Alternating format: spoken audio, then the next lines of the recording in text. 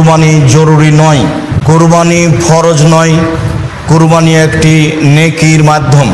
মাঝে মধ্যেই তাদের পরিবারের পক্ষ থেকে কুরবানি করতেন না। অবশ্যই স্বাদের জিনিস কুরবানি করতে হবে, এ কথাই ঠিক। সে যদি কুরবানি না করে তাহলে সে যেন আমার ঈদের মাঠে না আসে। বিবরণী মনে হচ্ছে কুরবানি জরুরি, আসলে কুরবানি জরুরি নয়, কুরবানি ফরজ নয়, কুরবানি একটি নেকির মাধ্যম। যার কারণেই আবু বকর সিদ্দিক এবং ওমর রাদিয়াল্লাহু তাআলা আনহু লা ইজাহিয়ানে আন আহলিহিমা মাখাফাতান আন ইয়ারা যালিকা ওয়াজিবান, মানুষ যেন এটাকে জরুরি ফরজ না মনে করে, এই কারণেই আবু বকর সিদ্দিক, ওমর রাদিয়াল্লাহু তাআলা আনহুম তারা মাঝে মধ্যেই তাদের পরিবারের পক্ষ থেকে কুরবানি করতেন না।